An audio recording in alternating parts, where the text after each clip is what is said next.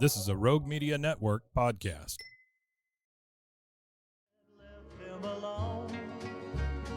The Waco History Podcast is sponsored by Brotherwell Brewing on historic Bridge Street in Waco.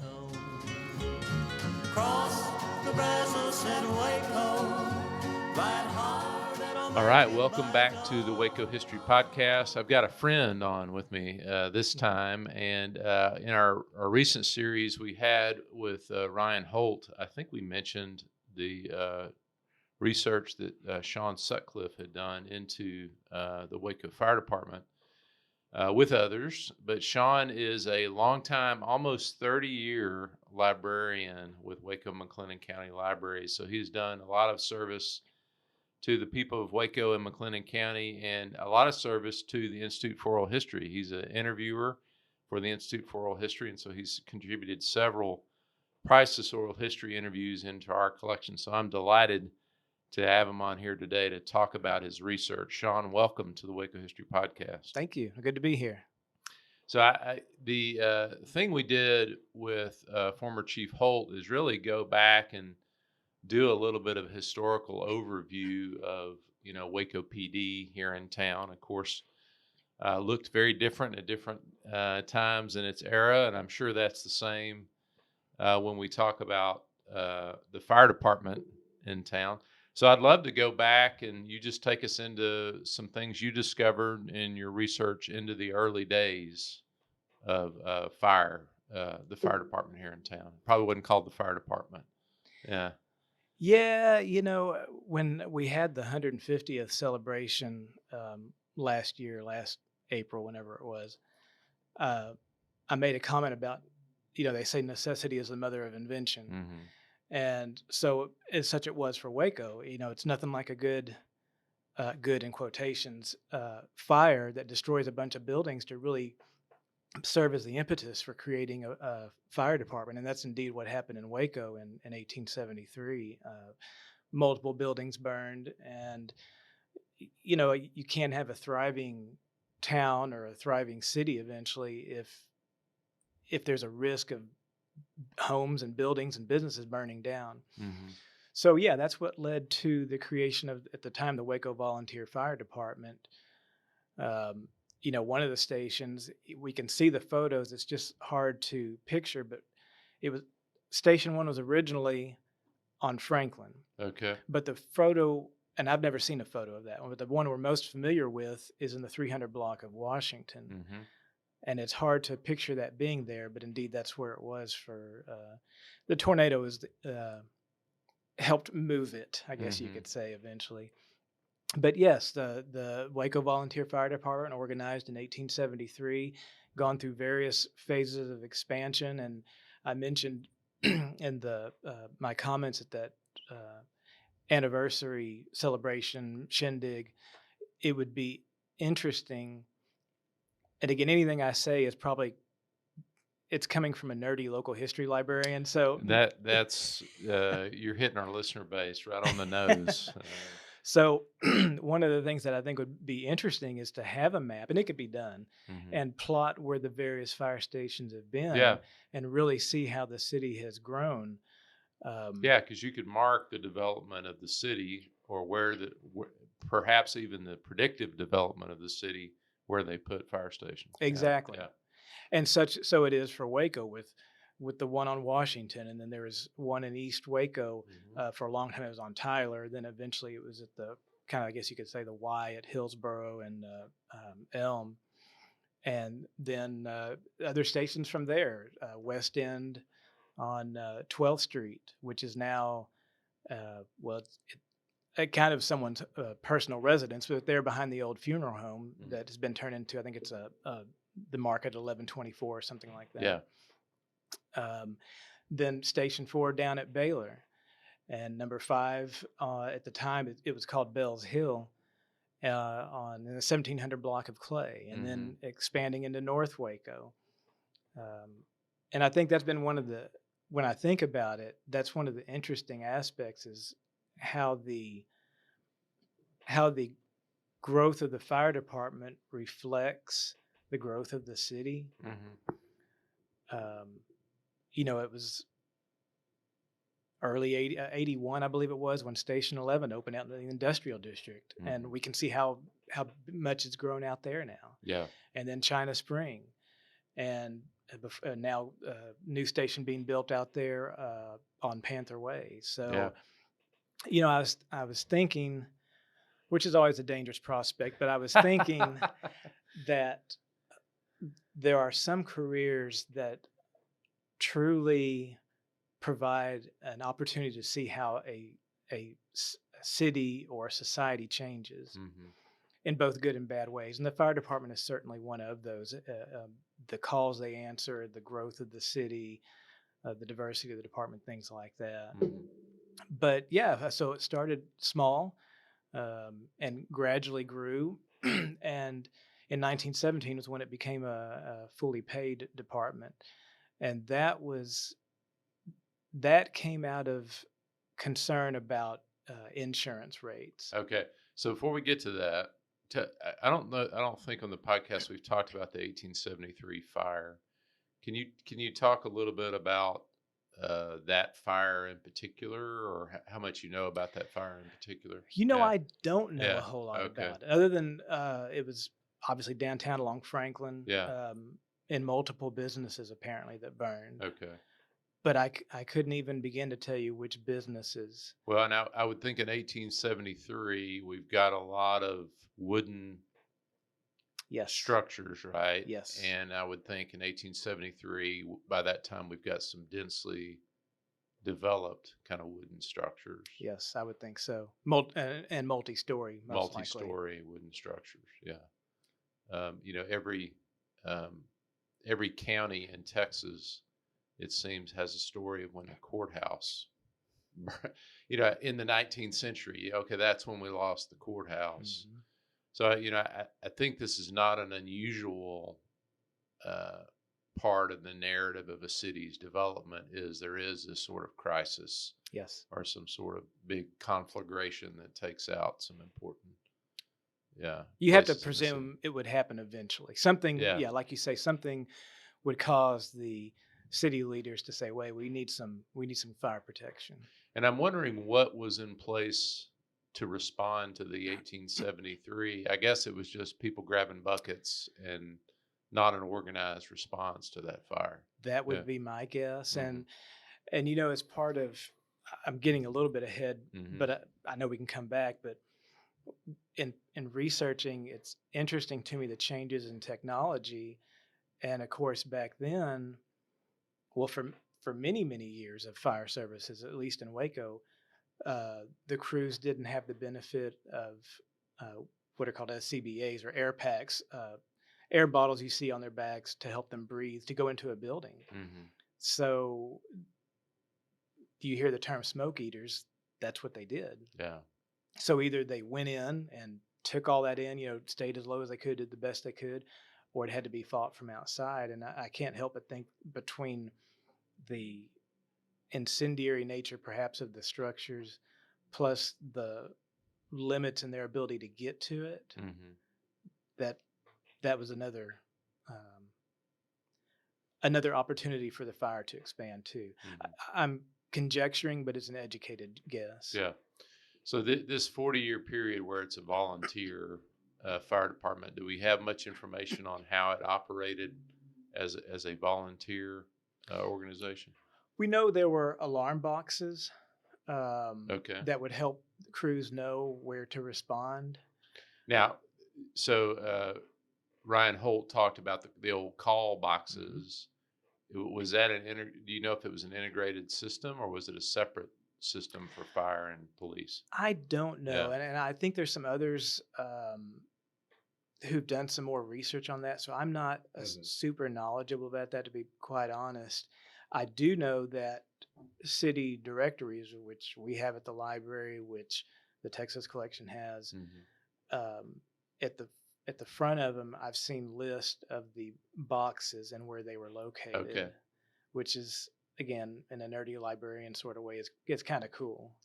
Yeah, and I'll put a plug in. The Texas Collection has digitized a lot of those up to, I think, 1920s, and they're online, and they're awesome to look at, those old city directories.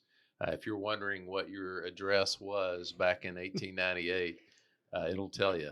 You can go in and it's got it listed by name of business and resident, or it's got it listed by number and street.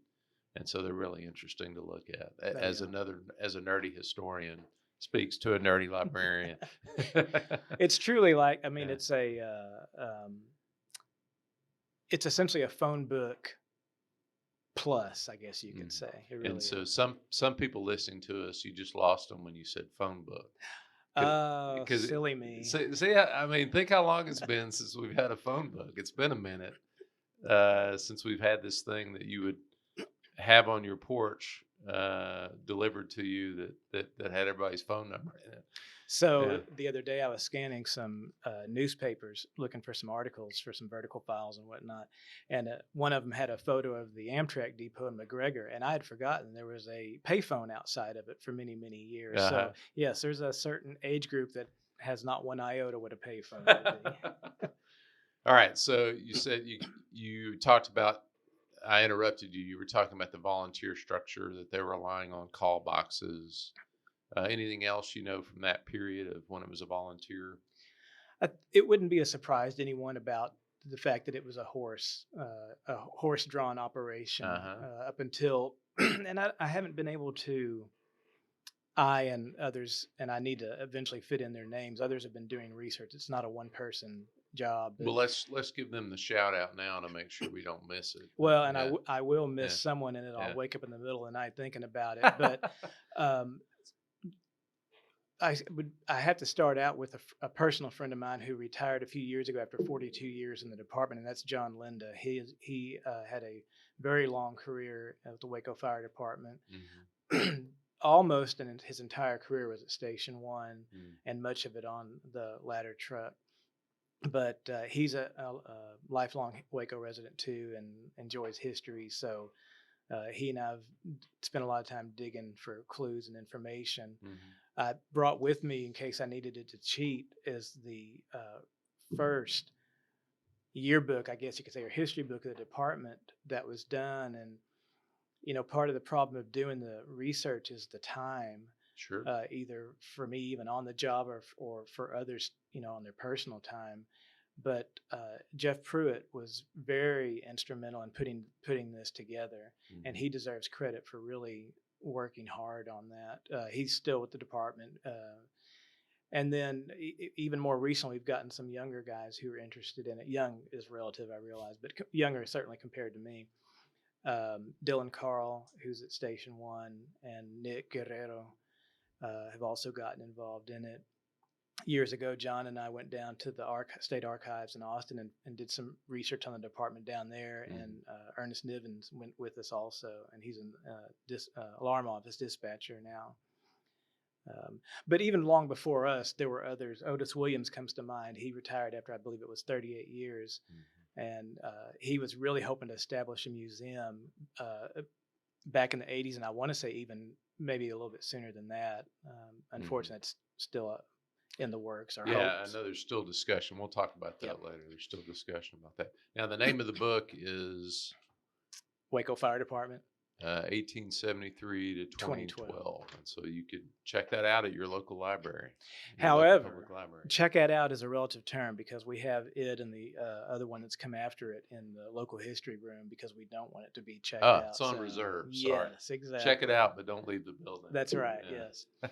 But as far as the history, it's been a long process of digging for council minutes, or years ago it's called the city commission, city commissioners, but the same concept. The leaders of our city looking through their minutes, looking through old newspaper articles.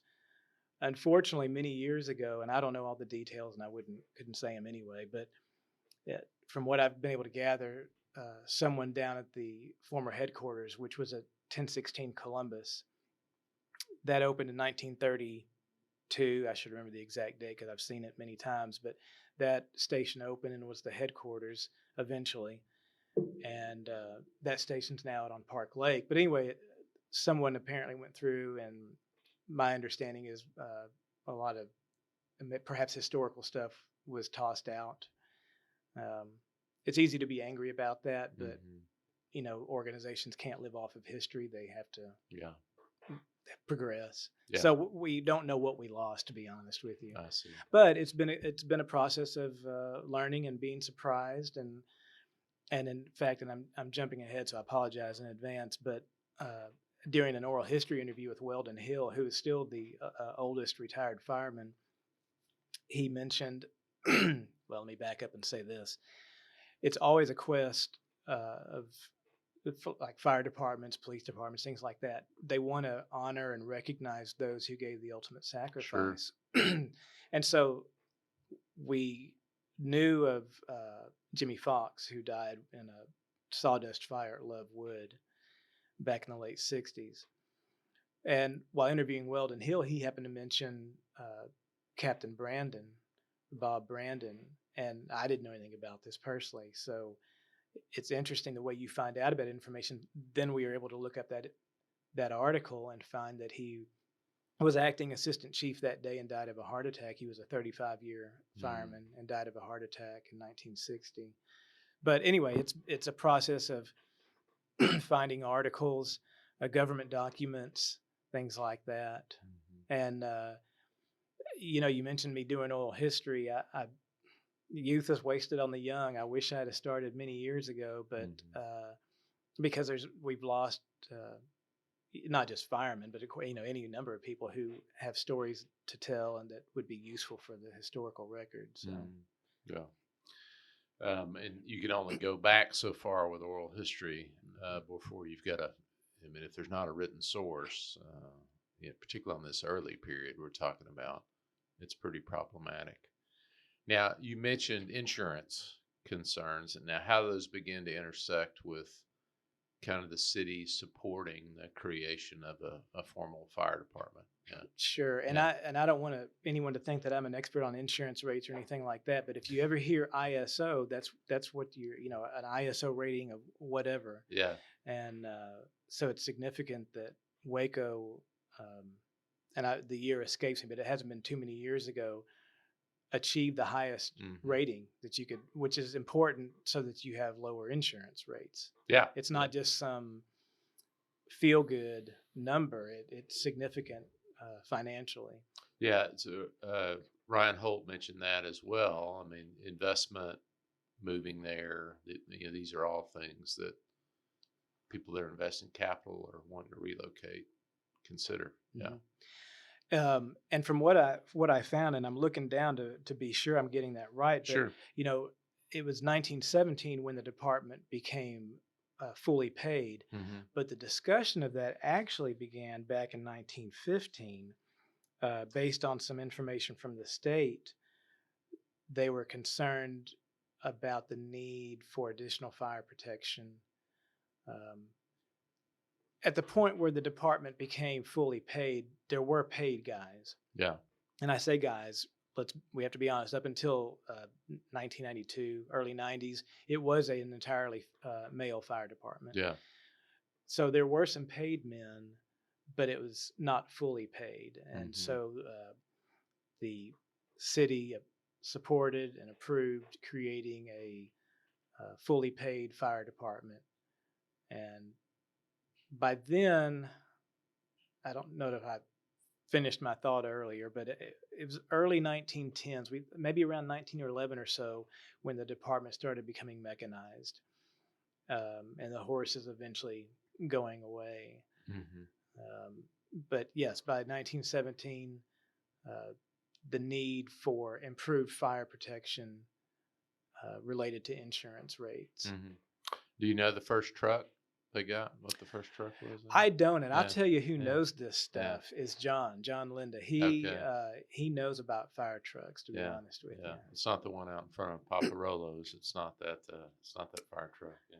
We could only wish we still had that one, among many others. Well, I also think, just because I've used them extensively, the Sanborn Fire Insurance Maps, that's a wonderful resource, not for what they planned them for, but that those huge surveys that were done by the Sanborn Company to identify the different types of building materials that were used in buildings. So I've seen them for different years in different areas of the city, and they're really interesting because they show you the footprint and then they show you the material the building was made out of. And then there's great ones from around this period that we're talking about. Yeah. And like you say, it may not have been their intention, but for local history, for genealogy, it's a very valuable source. Mm-hmm. Yeah. Now, 1917, I think about Camp MacArthur. I wonder, is there overlap between fire prevention and the federal investment that was being made in Waco? Not that I've ever, Okay. I haven't found documentation to that effect. I guess I Okay. would put it that way. Okay. I would only think it would make it more attractive as a potential, the investment in Richfield and then investment in Camp MacArthur if there's some sort of fire department nearby. You think that was more attractive than getting rid of the red light district? You had to bring that up. You had to bring that up. I know that was connected. I'm just wondering if the other was connected. Okay, so we have a paid fully paid fire. Is it a hybrid model there in the early years where it's part volunteer? I would imagine there's a window there where it's part volunteer and part paid. From what I found after 1917, it was fully paid. Okay. I don't recall that I found where it became prior to that a little bit of a hybrid. I see. But I have definitely found a reference to it, them having some paid guys prior to 1917. Okay. But yeah, once 1917 rolls around, it becomes fully paid. Okay. And I would imagine your records are better once we get to 1917 because you've got more in-depth city records on the fire department. So can you give it a sense of kind of what it looked like in its early period there? So by 1917, and I'm going to look down at my notes again because we had... This is not video, Sean, so you don't have to let them know you're... Well, that's true. But just look down at your notes. Nobody cares. Yeah, but I don't want anyone to think that I just have all this information truly stored in my mind. Hey, that's okay. That's all right. Sure. Because I definitely don't. But by 1917, we had 8 fire stations. Okay. We had the one on the 300 block of Washington. Uh-huh. And then we had... let's see, at the time it was still on South 12th Street. It had not moved over to 1016 Columbus. Okay. What essentially became, and originally they were not, some of them were, some of them weren't known by the numbers that we know them later. Okay. But essentially Station 3 was at that time still on Tyler. That was the one that eventually moved. And the building is still there at the Y at Elm and Hillsboro. 4 down at Baylor, South End Station as it was known, Bells Hill on Clay. 6 at that time was still in the 1700 block of Bosque. 7 at 15th A and Herring, and that building is also still there. And then 8, which was at 9th and Vermont. And Vermont, and I have never found exactly when it happened, but it became Colcord. Okay. Through some type of transition. Kind of like if Marlborough, I can't ever say that street, right? Yeah. Became an extension of Bosque. Yeah. Okay. So we had those 8 stations. In 1933, I believe it was, Station 8 closed. And it reopened later in a very different location. But that wasn't until like 40 or nearly 30 years later, not quite that long. Oh, wow. Yeah. Okay.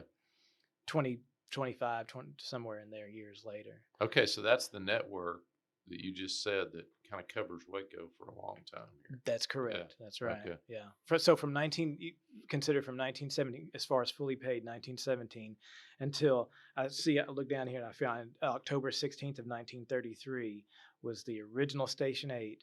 It closed, and those guys were dispersed elsewhere. Okay. And staffing a station, I mean, what would that be pretty uniform? Would it vary from size of station to station or? Well, so first a disclaimer would be I don't know exactly, Mm-hmm. but it's interesting that we found run cards that have the information about fires that, Yeah. let's say it was a garage fire where now you might have, depending on the size of it, 3 or 4 engines and a ladder truck and a couple of battalion chiefs go. Mm-hmm. Back then, it might have just been one engine, one pumper. Oh, wow. I know when I was a kid and really became fascinated by the department, there were some stations that still had 4-person crews. That's not always the case right now. Mm-hmm. But at the time, you might have a 4-man crew and then a couple on a ladder truck, for example. I see. Okay. Yeah. And you mentioned a pumper truck. I would imagine, particularly during the early period, as far as like fire hydrants and that system was probably not very extensive, I would think at the time. I don't know, and that actually brings up something else, and I'm going to say it, and then I'm going to say I don't know a whole lot about to speak more about it. But Waco apparently had its own thread called the Waco thread, and I only know that because John Linda mentioned it to me one time before. Mm-hmm. When you take off the cap on a plug, that's what we're talking about, the threads on there, and apparently Waco had its own. Had a unique thread? I guess so. That's really interesting. Yeah. Yeah, really interesting. Of course, someone may call in or write into the show and say, "What in the world is he talking about? That's not," or whatever. But we know that's true. We've seen documentation of it. Okay.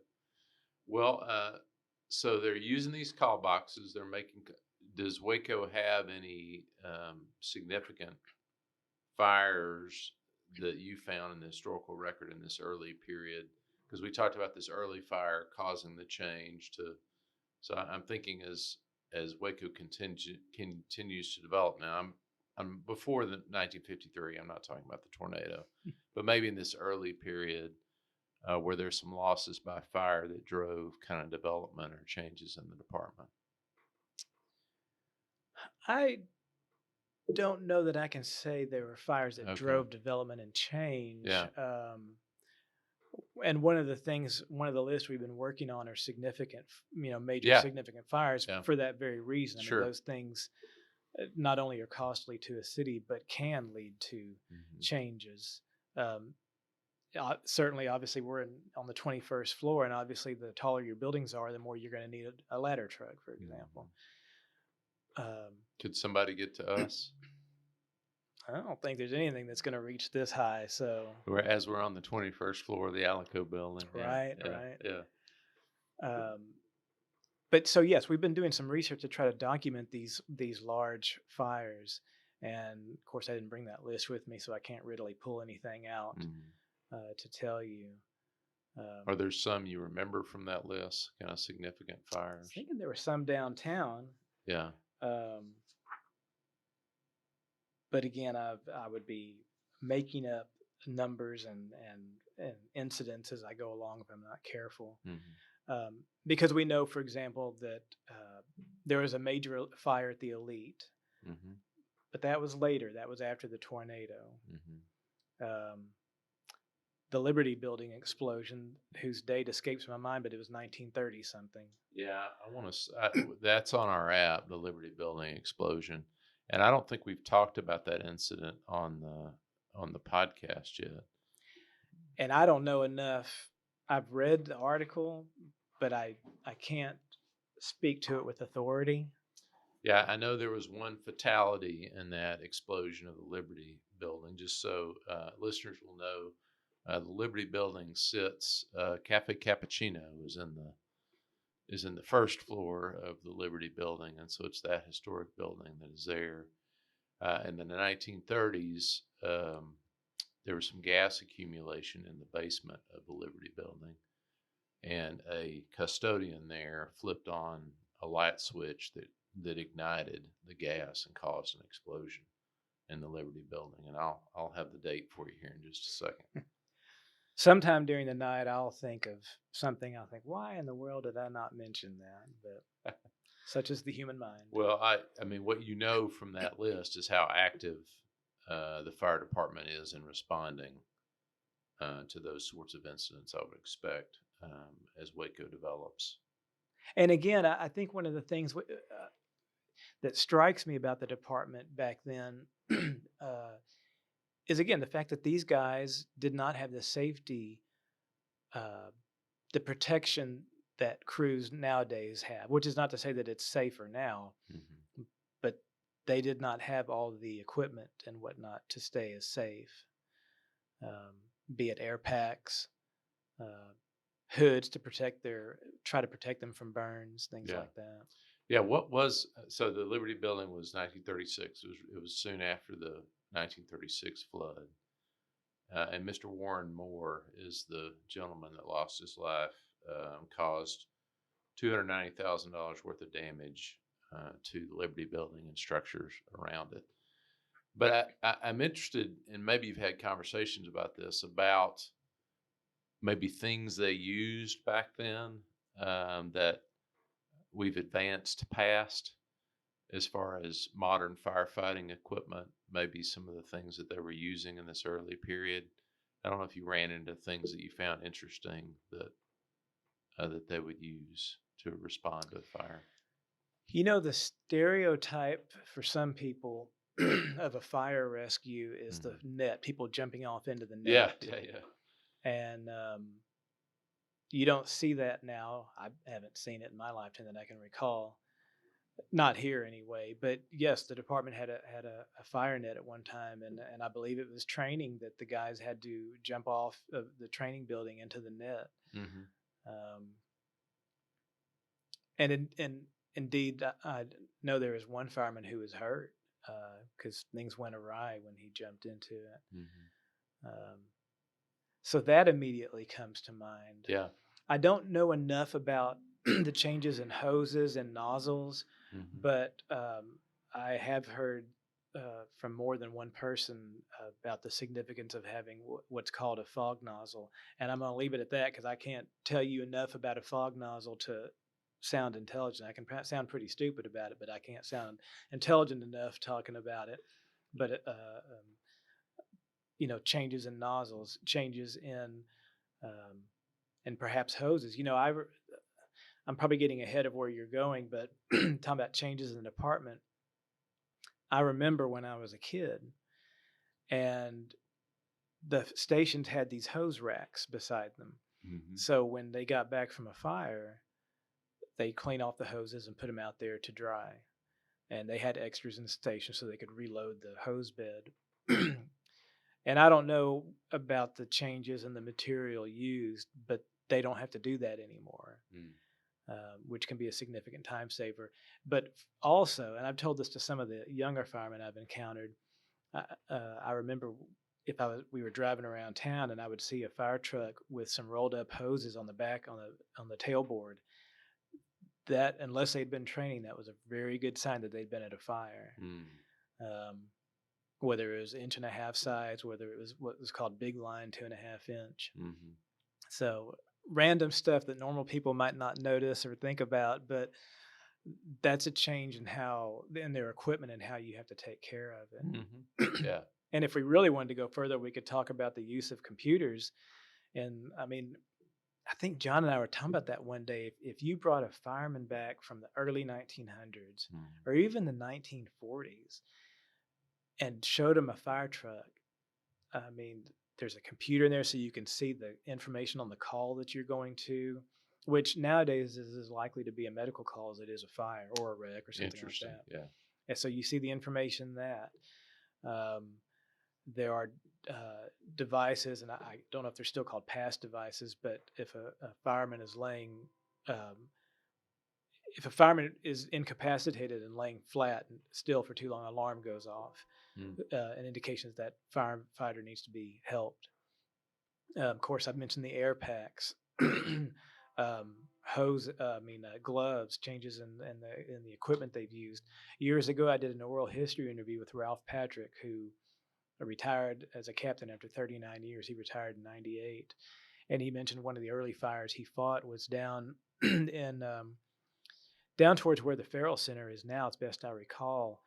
I think they were, taking down old homes, kind of thinking urban renewal. Yeah. And I guess the glove he had ended up burning his hand or something like that. Wow. So changes in gloves, boots, just all types of equipment that they wear. Changes in sizes of hose, techniques for that matter, which I can't really speak to because I'm just not familiar with it. But truly, someone from pre-19, well, really even you come even sooner and go back pre-1980s, might be very well be astounded at the things that the type of equipment they have to use nowadays. But of course, again, that's a reflection of changes in firefighting, changes in material that's used, changes in society. Yeah. You talk about training. Of course, in more recent Wacoans are aware of kind of that iconic training area along the river, along U Parks. And I know there's the tower still there, and they're incorporating the tower into that development. But how long was that active, that area, as far as a training area? Do you know? So you ask a simple question, I'm going to give you a longer Okay, answer. all right, great. You should be a professor, Sean. Right. Yeah. I don't know if that was a compliment or not, but I have to get back to you. After the tornado, the station on Washington was, eventually moved, rebuilt. Is that because it was so severely damaged with the tornado? Yeah. I don't think we've ever been able to determine how much damage was done to it, but Okay. you have to consider something because it was essentially right across the street from City Hall, and we know that all these windows blown out of City Hall, which was right there on the square, and we know how badly the square fared. Yeah. So the station was a new station was built essentially right by the Washington Avenue Bridge. That was there until the early 70s. 73 comes to mind is when Station 1 opened on University Parks, there where all the new development is taking place. And that's when the tower was there. Was a tower, a shop to work on the equipment, and then Station 1 was there. Okay. And that was there for many, many years, and eventually it was moved on Peach, where it is now. So yeah, that training area was used for a long time, and I never witnessed it, but that's where I think for many years, and I can't speak to how long, where they did the agility course. The candidates to become firefighters would take their civil service test, and then however they did that, they'd choose so many, and the top scorers go do the agility part of it. But my understanding is they did all that down there as well. So yeah, and you talk about the investment on Peach. I mean, this is toward the end of the story, but also the city investing, I think, is a way to become an anchor for development in a community. I think at 25th Street, the commitment there with the new station, the Peach Street, the commitment with that modern, beautiful new station. It's going back to what you started with of where the stations are, says something about where the city is and where the city wants to go, maybe, or is heading. Yeah. So, did you say you'd seen some training exercises at the? No, I have not. Okay. Yeah, I would have liked to have seen them on that tower, doing work on that tower, because I'm sure it was. We have photos. I will say that we have some photos. Yeah. Thankfully, there was photos that were preserved, and so we have those in safekeeping. And so I've seen some photos, rappelling, things like that, ladder practice, things like that. So, and I should, this is kind of somewhat peripheral to the story, but in case someone was wondering, and if they're not, I don't want to know that they didn't want to know. But anyway, I'm going to say it. My interest in the department, I grew up wanting to be a fireman, which is pretty stupid because I'm blind. I knew enough to know that my vision, even corrected, is not, you don't want me out there trying to help save you or anything like that. But so I grew up wanting to be a fireman, which is, like I said, was really stupid. but God's plans are always the best plans, Mm-hmm. and so I ended up becoming a librarian. And the great thing about that is it's opened opportunities for me to do the research on the fire department, among other topics of interest. Um, so yeah, that's. I don't know if I could have, and I say again, it's not a one person job, but for my part, I don't think I could have found some of the information I've been able to find. And when you combine that with the knowledge of others who have since retired from the department, and then the interest of the younger guys, that's, I think all that's required to do a good history of any organization. Mm-hmm. Well, since you went off topic, I'm gonna ask you a question off topic, because I wanted to ask you this question, Sean. So you've spent a considerable amount of time kind of investigating local history and local stories. Why? Why is that? Why is that important to you to do? A little bit of it is connected to your job, but a lot of it is things I know that you've pursued just because it's a passion of yours. And so, as folks that are listening and wondering why local history is important, why don't you tell me why you spent your time doing the research and interviews and other things that you've done on local history? I don't know that I really know why exactly. I mean, I was a history major, so yes, Yeah. history's in my blood. But I didn't set out when I became a librarian to be in local history. It really was never on my radar. But part of it, I can go back to the Waco History Project that long since retired Tribune Herald editor, opinion John page Young. editor, yes, John Young Yeah. started. And Mary Duty, and there's several local folks that were Wilton Lanning, several local folks that were instrumental in that great project. Yeah. And so I remember Becca and Lois from the Oral History Institute, Lois Myers and Becca Sharpless, yeah, coming to speak about oral history. And I think I'm really having to stir up some cobwebs in my mind, but I think I think I connected it with my interest in the fire department, and that kind of was an impetus for me to start doing some oral history interviews. And I guess it was just a process from there. But also part of it was the in our library catalog at the time, prior to me. This is not me who started this, so I can't take credit for it. But people were working on a newspaper index to try to help find articles. To put this in time perspective, this is mid and late 90s, so it's not like we had all the great online resources we do now. And so I eventually took that over. That kind of became my baby, and I guess you put all that together, my interest in try to research this, preserve this, and how do you find these articles, how do you find this information, plus wanting to do oral history interviews. And as I tell people, I married work instead of a woman, so I have no wife and no life, so I have this free time, I guess you could say. And that's just kind of where it took off. And as far as oral history interviews, 95% of the ones I've done on my own time or vacation time. And so to be honest, I just choose who I want to interview. So the fire department was a natural, the police department. I grew up being interested in railroads, which I realize when I say all that, your listeners are going to think this dude is a nutcase, and that's fine. No, there's a woman out there now, Sean, that's hearing hearing you're single and your interest, and so who knows what can come of this. True.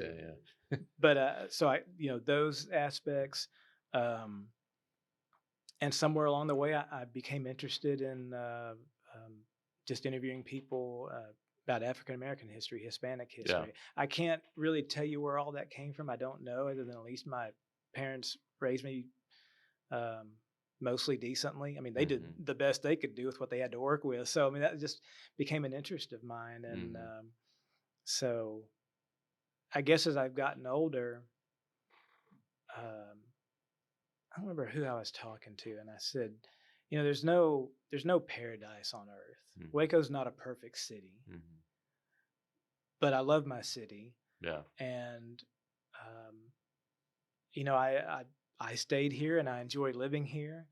I grew up in North Waco. I live in South Waco. I love South Waco, but I love my community. Mhm. I say mine; it's not mine, but you get the idea. It is yours. I mean, it's mine too, but Right. it's yours. Yeah. And so part of it is preserving the history. I'm not Yeah. a technology person. I'm not that smart about that kind of stuff, but I enjoy history. And if there's some things I can do for my part, along with others, to preserve that history, I think that's a worthy pursuit. And I've met some people I would have never ever, Yeah. besides you, never would have met in my life. People who've allowed me to almost interrogate them in a sense. um, I interviewed a guy years ago. I believe what he was talking about when he said this, he was involved in the local chapter of what was previously known as the Confederate Air Force. They changed their name eventually to Commemorative Air Force. And I believe that's what he was talking about when he said it was the most fun you could have with your clothes on. And so my point of bringing that up is I sometimes feel like that's what, when I get to work on local history and learn new things about my community, or interview people, I enjoy doing that. And it doesn't make me special. I'm not. I'm just trying to do my part, just like you are, just like a lot of other people are. I disagree. I think you're special. Well, I appreciate it. But the fire department, Yeah. again, like I say, was just being a librarian and doing interviews and all that was a way for me to dig into this, and learn more because, yeah, I mean, there's among the essential services of a city, of course, is fire protection. Or now it's not, as I mentioned earlier, it's not just fire protection; it's just first responder. Yeah. So Yeah. And you mentioned that earlier. It's, as you said, it's not just fire protection. I mean, a lot of the calls now are, emergency calls, emergency medical calls. You mentioned wrecks, car wrecks, and things like that.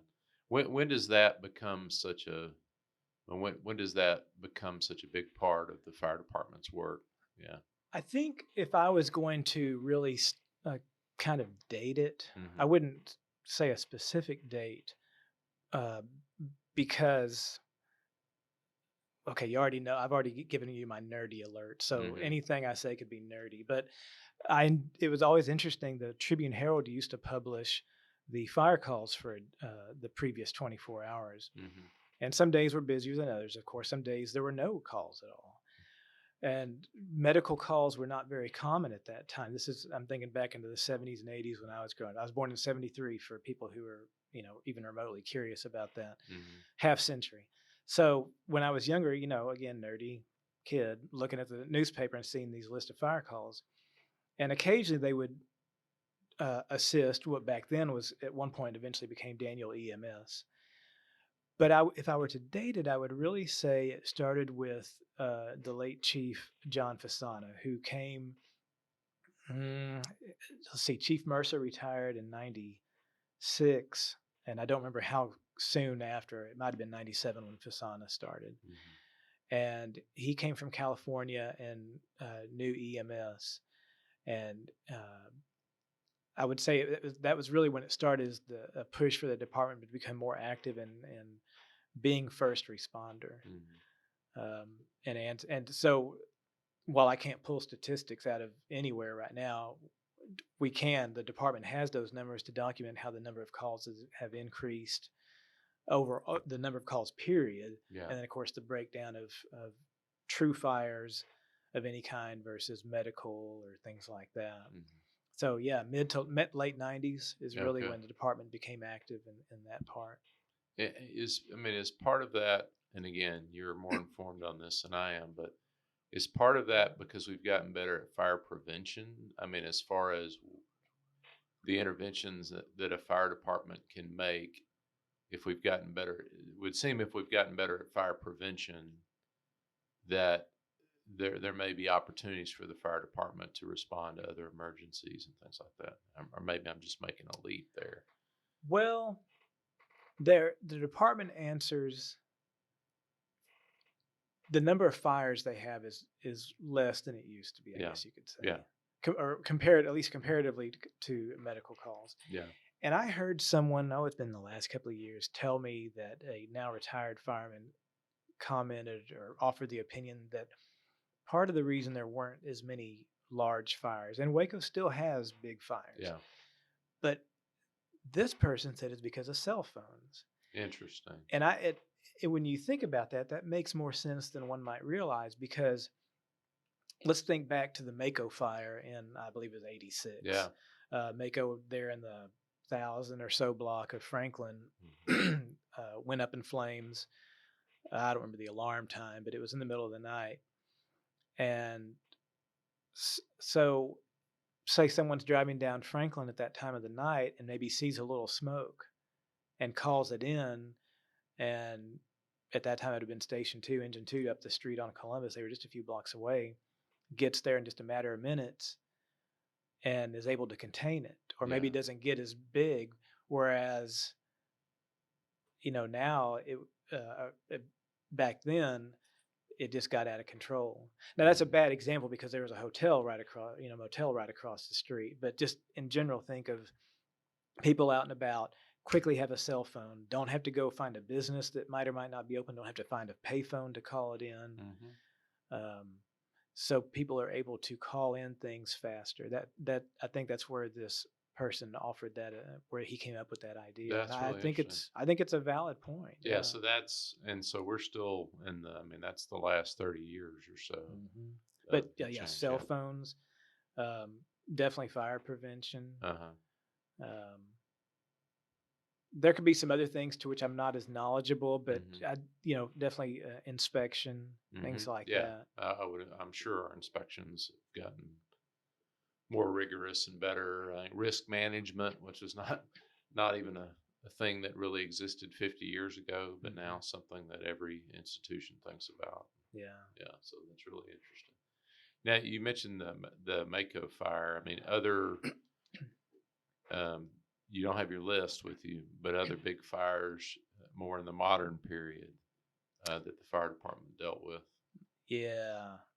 That immediately comes to my mind, I think it was the Sunbright fire just in the last few years. That was a multi-day operation. Which is out Central Park Expressway. Somewhere out in the industrial district. The recycling plant. Another one that came to my mind when you asked that question, simply because it was right down the street, was the old Cox's fire. That one I remember because it was a Sunday and we were coming home from church and coming up 4th Street, and you could see the smoke. I didn't know what it was at the time. That was also in I believe the mid 80s. So that one comes to mind. This is the Cox's that's in Westview. Oh no, I'm sorry. The Cox is up on 7th in Austin. Okay. It was vacant. Okay. Yeah. Okay. Yeah, I'm glad you said that. That was well after it had moved out there. Yeah.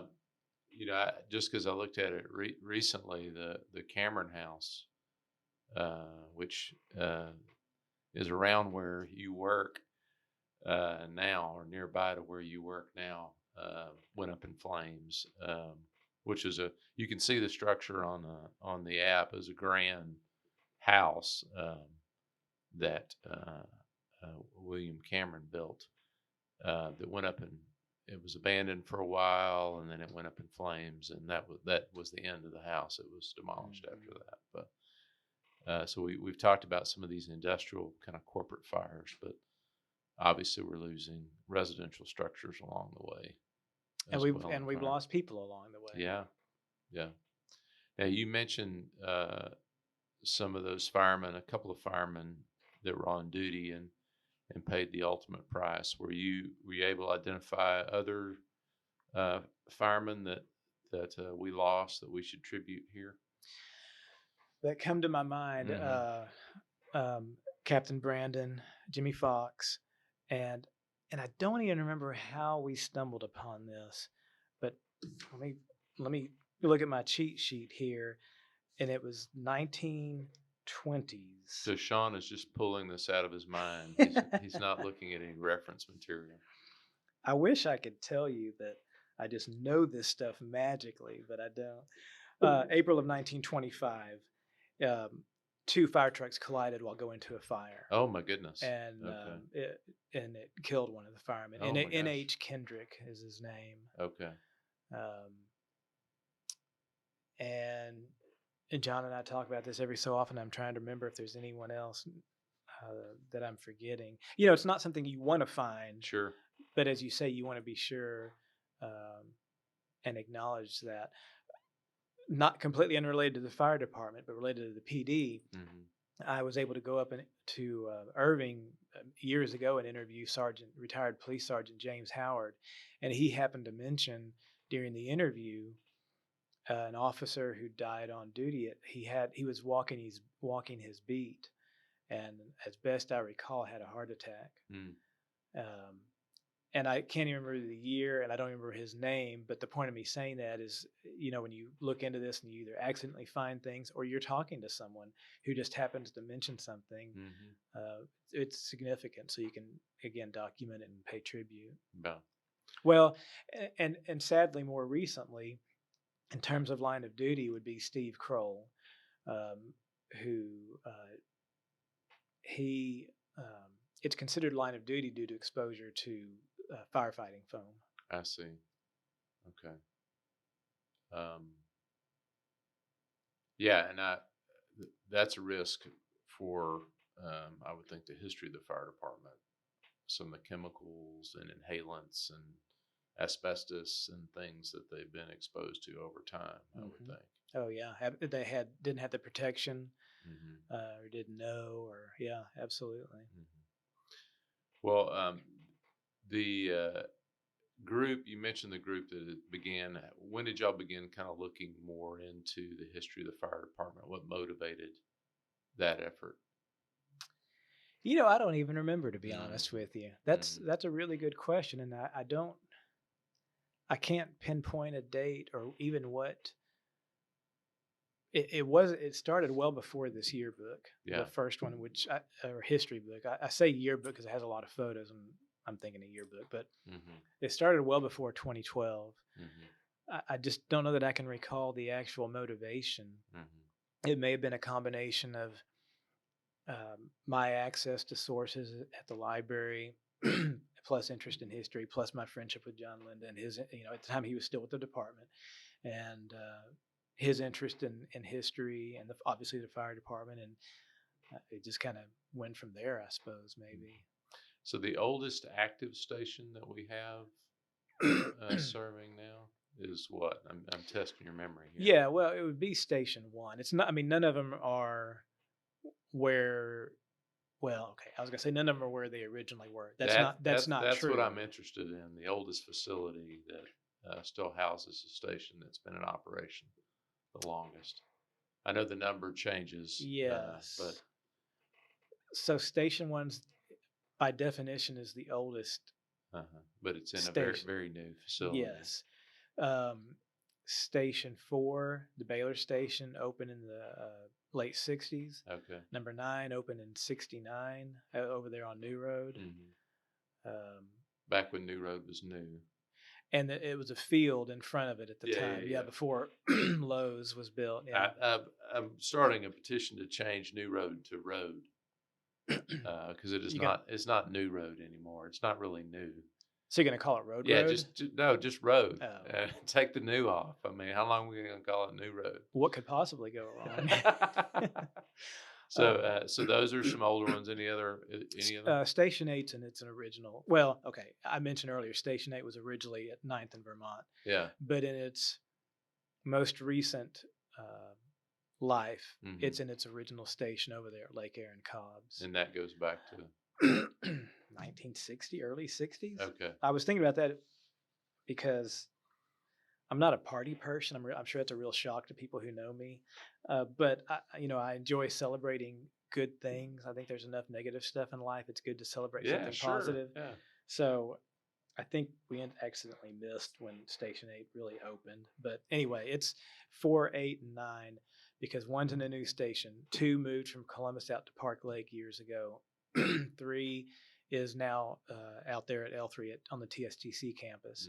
5 is a new location on Bagby. 6 is in a new location. 7 is in a new location. 10, which is at the airport, also has a new, not like recent new, but relatively speaking, recent station. 11 is not in its original station anymore, which I've been told you could put a ball on the engine room floor and it would just kind of roll. Apparently there were some structural issues maybe. I can't speak to that, but and then 12 is not in its original location, the one out in China Spring. And of course 14 is not brand new, but it's when it opened, it's where it is out there on Spiegelville Road. And then 15, when it opens, will be the latest one out there on Panther Way. Okay. And well, and so I can't speak to this, but any latest, because that's not my area, but I know there have been plans discussed to rebuild Station 4 on LaSalle. Can't speak to where that is or if that's still part of it or not. Okay, because as a South Wacoan, there's kind of a need. There's a need on that side of town. Because I guess, is the Baylor station servicing that side of town? That's Station 4, yeah. And you and I both know, and anyone who's lived in Waco for a decent amount of time can speak to how much it's grown up in that part of South Waco, especially down along University Park down there south of LaSalle. Yeah, that construction's really boomed out that direction. It really has. And that Waco station's the Baylor station's a fairly small station, if I'm remembering. Yes. In fact, I visited there. It's been a few months back because I know the captain there. And I've only been in there a couple of times. And that was only my second time. And it's one of the pluses that I remember reading about the station when it was built is it looks like a home, so it would fit better into the neighborhood. It does. Yeah, it really does. Yeah. Which might have been fine in the late 60s, but probably didn't work so well. Doesn't fit the modern need of a fire station. Yeah. When you said that, it brought up, when we think about construction of these stations, the effort on 25th Street to try to do kind of a adaptive reuse of the old 25th Street Theater, which was an interesting choice to do. But I'm interested in that sort of effort and kind of your opinion of that sort of effort to use an existing structure and make it new. I know there's a lot they added behind it, but just your thoughts on that project. I don't know. I felt strongly one way or another. Random information. The last movie I remember seeing there was Bambi. Not when it was new. But You're not that old. Well, yeah, not that old. But I mean, I remember going there for some reason to see it. But I think it's kind of, it's interesting. Sean, it was a dance club when I went to it in the 80s. I remember taking a date there. Well, now see, I'm a good Baptist and I don't dance. Well, so. I was standing still in the corner judging others, if that makes you feel better. To be fair, when I go, and I haven't been in a long time, if I go to a wedding dance or a quinceañera or something like that, I don't dance. I just stand along the wall and watch everyone else, which is fine. But I think it's pretty cool. And in fact, related and unrelated, there's a photo that we stumbled upon, and I don't remember who, so I don't know who to give credit to, but it shows... John thinks it was a fire at the old Magic Music, something. It was a club there at 25th and 25th and Grimm or somewhere in there, or just up from where the fire the new headquarters is. And it shows the crews cleaning up, rolling up hose, and there's a shot looking south, as it were, down 25th Street, and it shows. Trying to remember the exact photo, but I think it shows what we believe is Engine 6 back then, an old Mac, and the 25th Street Theater sign, and we kind of pondered that'd be kind of cool to try to redo that. There's a few things we'd like to try to photos to be cool, would be cool to redo if at all possible. Yeah, that'd be neat. But speaking only for myself, where Station 6 is now is gives it a whole lot. And one of the reasons the city relocated it was ease of getting out and going in various directions, whereas where it was previously on Bosque, it was on a one-way street. Yeah, not great. Yeah. Now we skipped it, but things you discovered about the response to the 53 tornado with the fire department. Was there anything that stood out to you in research about that? The thing that would stand out to me is um, it would be a stupid moment on my part. I had the opportunity to interview Johnny Roush. He was a Waco fireman. He was in inspections. Eventually, he left the department and I believe taught at A&M Fire School. Um, but and I don't remember the exact details because again, it was early in my time of interviewing, and I just should have asked better questions to be quite honest. But he was heavily involved in the emergency response to the tornado, and when I interviewed him, he was um, he had terminal cancer. I see. But it was a great interview. He's just a super nice man, but I wish I could go back and ask some better questions about that. So, yeah, I don't. I've seen bits and pieces about it. I just undoubtedly they were so incredibly active in staying involved and doing their part. Yeah, I would imagine that's one of those instances where all resources were applied. Oh yeah. Yeah. So. And stayed there for days. Yeah. And, yeah. The rescue effort went on for so long. Oh yeah. Well, I want to make sure I didn't miss anything you wanted to get in. You spent time researching this. Other things that kind of you found in your research that you want to make sure we get into the record here. Wow. So many years. I think it's just interesting how the department has changed, how it's grown, how it's modernized, how it's had to grow and modernize in order to keep up with changes in our world, in our community. Yeah, it's the busiest it's ever been. It's the most diverse it's ever been. It's the largest it's ever been. And, I've met some wonderful people in doing this research.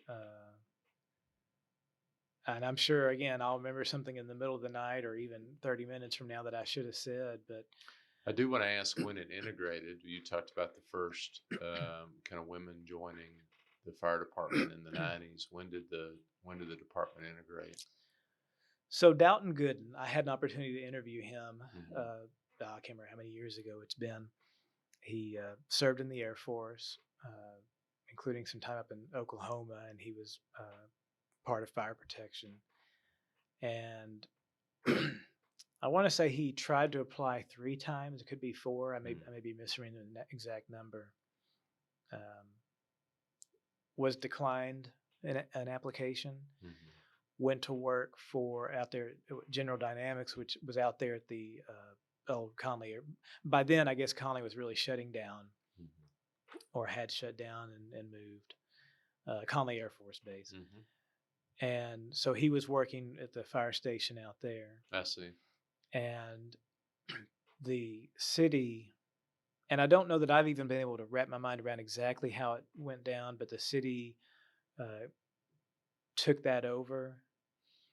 And so the guys at that station were brought in, and that's how he became the first African-American Waco fireman. I see. That's a very abbreviated version of the story, but again, thankfully I interviewed him, and so that's digitized and preserved by the Institute. Okay. I'm really thankful that I was able to do that. And his hiring, whether it was coincidence or not, I don't know, because soon after he started, there was another black fireman who was hired. He only worked for a shorter period of time, went on to another career, I guess. But there have been others since him, and it was whether it was his hiring that motivated others to apply or not. I can't speak to that. Some of the others are still alive, so that's something that could be asked. But yeah, it wasn't until the late 60s. He tried, I want to say he first tried in 61. Wow. Yep. Okay. It was a long process. Yeah, so it wasn't until 68 there's a hint of a question mark in my mind as to the exact year, but when he, well, I'm going to go to the source you created and get the answer. I want to say he worked for Waco from 68 to he retired in 99. Okay. You know, I couldn't pass physics. I could barely pass physics in high school. I could barely pass geometry, but I can remember some of the most bizarre, probably useless information. I know I'm not the only one like that, but yeah, he worked from 68 to 99, but yeah. Interesting. And interesting, you know, I don't want to read too much into it, but Waco PD was, I guess you could say, was integrated before that. Yeah. And Ryan talked about some of that, and some that he discovered that were in East Waco early, even in the earlier period. Mm. Yeah, so, I did not know. So you said you looked at the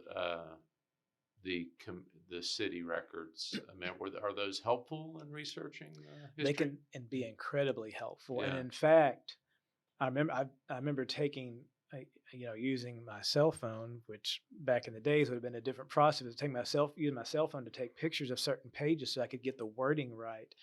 Mm-hmm. And I don't have it to look at it, but for instance, when the commissioners approved establishing a paid fire department, Mm-hmm. the process that went through with that, for example, Mm-hmm. my handwriting is awful, and I always tell people, I've always blamed it on the fact that I was a history major, and back in our days, you had to handwrite notes. Mm-hmm. That's a cop out, I realize, but my handwriting is awful. Some of these commission minutes are handwritten and can be a challenge to read, not because the handwriting is awful, but just because difference. Yeah. But thankfully, a lot of it is typed. And so, yes, they have been incredibly, incredibly helpful. And in fact, John and I will go down there.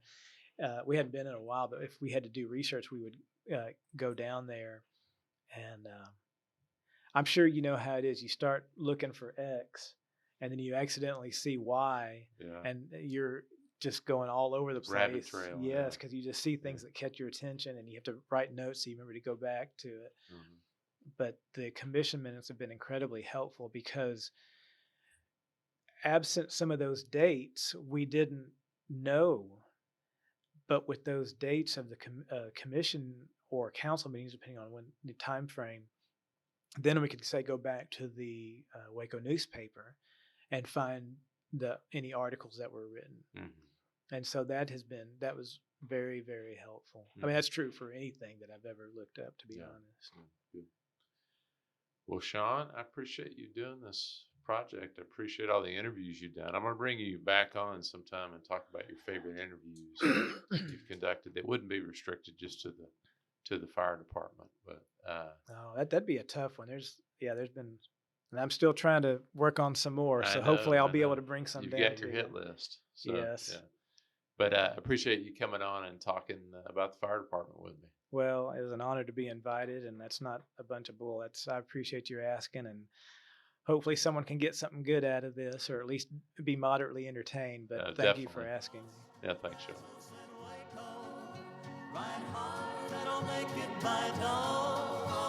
Thanks for listening to the Waco History Podcast. Like what you heard? Subscribe, rate, and review our show on iTunes so we can reach more listeners. You can find show notes and info on every episode at wacohistorypodcast.com, and more info on Waco's past at wacohistory.org. Our theme music, used with permission, is Cross the Brazos at Waco, performed by the late Billy Walker. For more info on Billy's music, go to billywalker.com. Thanks for listening. We'll see you next time.